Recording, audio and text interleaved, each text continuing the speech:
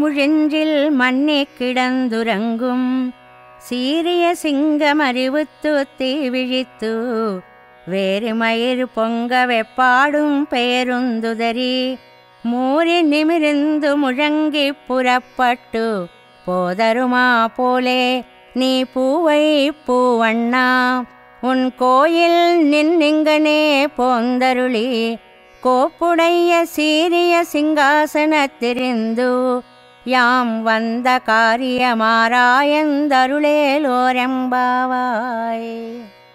గోపికలను చూచి కృష్ణుడు, అయ్యో నేను పోయి వారిని రక్షించవలసి ఉండగా వారే వచ్చారే అని బాధపడి, మీకేం కావాలి చెప్పండి అన్నాడు. అప్పుడు గోపికలు ఆస్థాన మండపానికి స్వామిని ఆహ్వానిస్తున్నారు.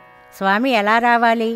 పర్వత గుహలో వర్షాకాలంలో కదలక మెదలక పరుండి నిద్రపోతున్న సింహం ఒక్కసారిగా మేల్కొని తీక్ష్ణంగా అటూ ఇటూ చూచి ఒక విధమైన వాసన గల తన వెంట్రుకలను నిక్కించి అన్ని వైపులా దొర్లి దులుపుకొని తన శరీరాన్ని ముందుకు వెనుకకు చాపి గర్జించి గుహ నుండి బయటకు ఎలా వస్తుందో అలాగా ఓ అతసీ పుష్పవర్ణ, నీ భవనం నుండి నువ్వు బయటికి వేంచేసి అద్భుత సింహాసనాన్ని అధిష్ఠించి మేము వచ్చిన పనిని తెలుసుకోవాలి అంటూ గోపికలు శ్రీకృష్ణ పరమాత్మని ప్రార్థించారు ఈ పాసురంలో.